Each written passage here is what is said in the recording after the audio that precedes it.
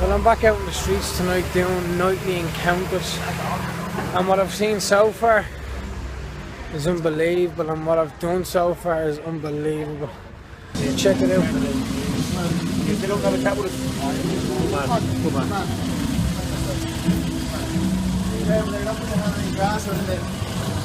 Alright, what's the story? What happened? I don't know.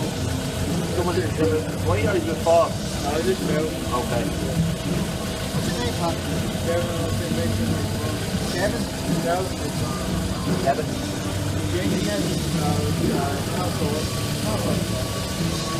Where are you staying? You're staying here tonight?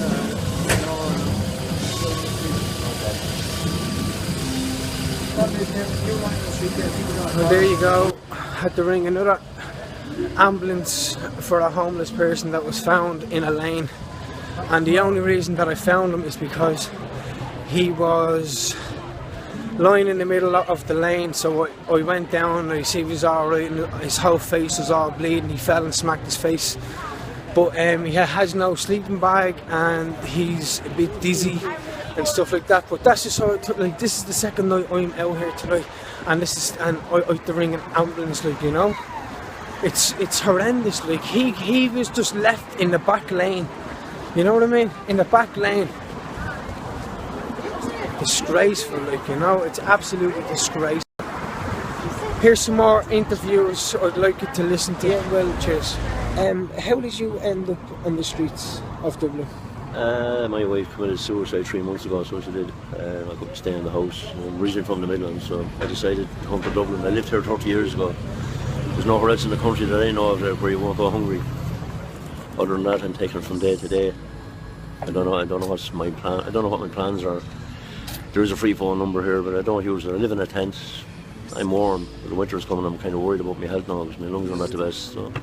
And do you think that you'll use the hostels when the winter does? Well, I'll have to use the hostels to try and save a few quid, which is going to be impossible to get some sort of a flat or a bed sit. But I mean, I'll have to get off the streets. I mean, oh no, of course, yeah, because like, and you just mentioned there that you have bad health. Well, I've emphysema as well.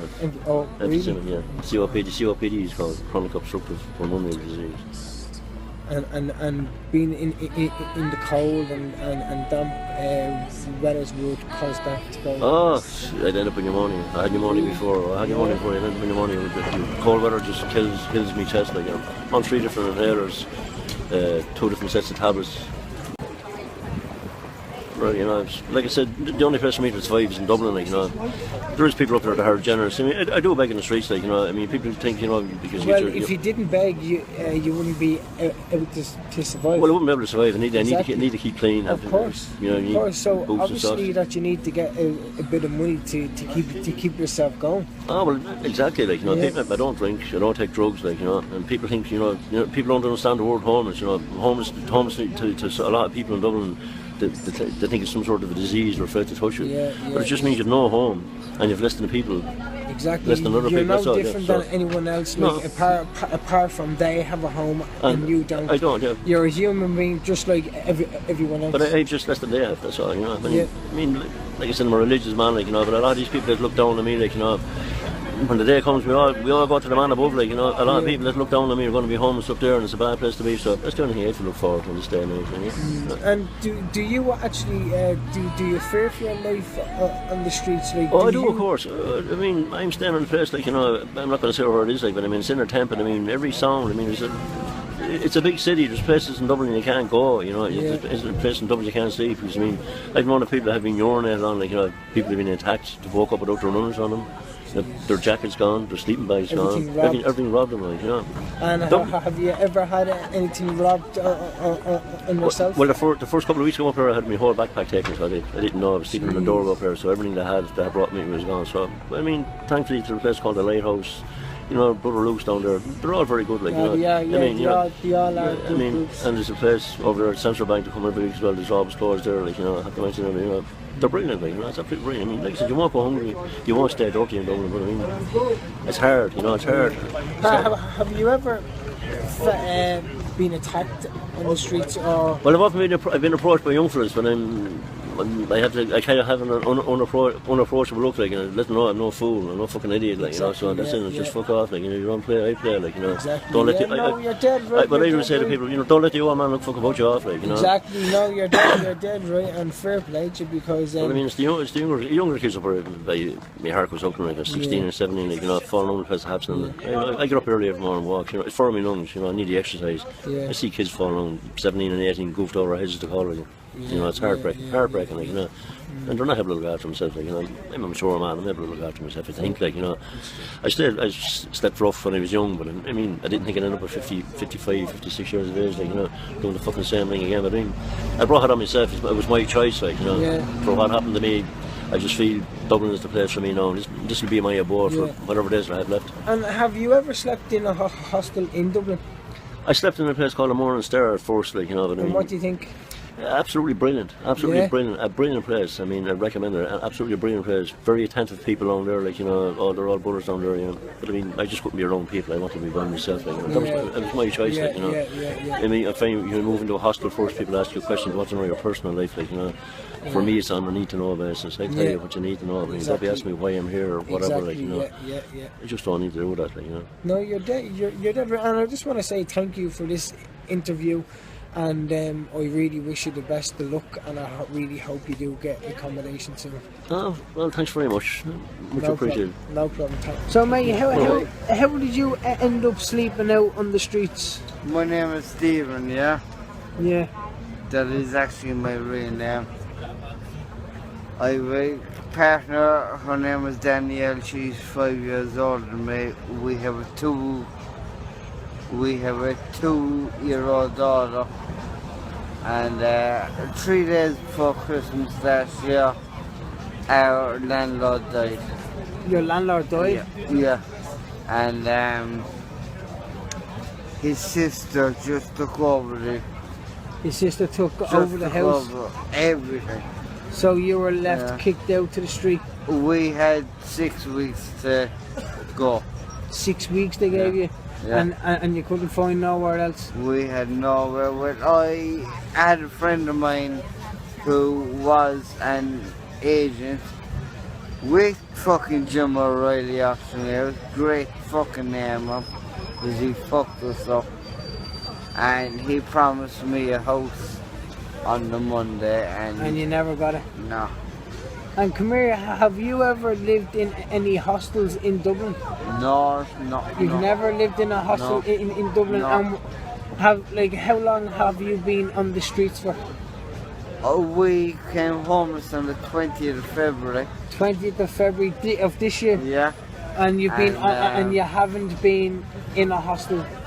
You've been out in the streets since? Sorry, I was in fucking hostels, but the last month of me being on the streets, I bought a tent and I went to the Phoenix Park. You were in the Phoenix Park sleeping in a tent? Yeah, and then I got the great opportunity to go to the Morning Star Hospital. The Morning Star, yeah, it's a good. And, my partner went into the women's part of it, and every Monday I paid her rent, and every Thursday she's supposed to pay mine. But never happened. She told me outright, with her father and with social worker, you're not seeing your child, you're not getting money today. No way. And do you fear for your life on the streets? Oh man, yeah. But you look. You have a black eye there. Did you get beaten up? I was sitting over there next to the phone box. No, do you know where the children's home is? The children's home, yeah. I was sitting outside that the night before last, and there was 3 fellas came up to me. They digged me straight in the head. They digged it, and were they drunk? No, but they were very aggressive. They were very aggressive towards you? Yeah, and they just digged me, and they had about 70 euro. Robbed Well, this is where Stephen is sleeping tonight. He is sleeping outside the shop with just a sleeping bag, and he was attacked there the other night, and he has two black guys, and this is the way homeless have to live nowadays, in fear for their life. Stephen, I just want to thank you for this interview, and I really hope you get accommodation soon, and look after yourself and be safe. All I need is to get another €30 rent tomorrow, and I'm back into the morning there. Good stuff. Good stuff. So, how did you end up on the streets of Dublin? Before peace, I forced bombers with the welfare zone. I just and my family, and then up to come to homeless. At home, I took fuck off for me because I'm a speech purple. And do you fear for your life on the streets? Yeah. Yeah? Yeah. And is what's your sleeping conditions like? Sometimes I get a hostel, sometimes I get a sleeping bag. So sometimes you get a hostel and sometimes you get a sleeping bag. But I hear the hostels aren't really safe to sleep in. No. No? No.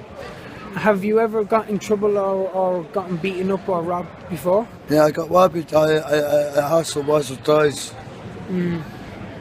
Money got out of my pocket. Money taken out of your pocket? Yeah. Disgraceful. Well, I just want to say thanks for this short interview, and I really hope you get accommodation soon. Yeah, well, thank you, mate. Cheers. Thank you. They're the stories that I'm hearing every night on the streets, and it's very sad. You know, there's different stories, and I'm trying to highlight that homelessness is not just drugs or drink. It can be anything at all. You can become homeless tomorrow just for not paying, just for being late with your rent. Like, there's mad things out there nowadays why people are becoming homeless. I want you to take a look at these pictures that I've taken today of conditions of rough sleepers and the way they have to sleep at night. Take a look. Cheers.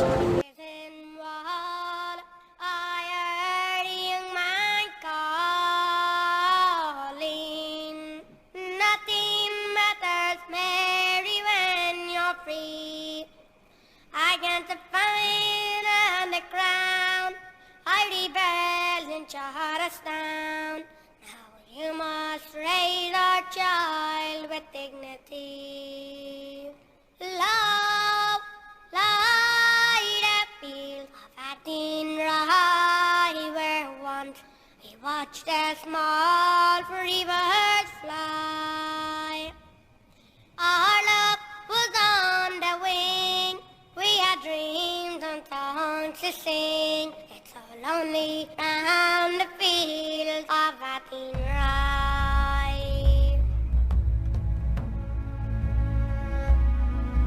By a windswept harbored wall, she watched the luster falling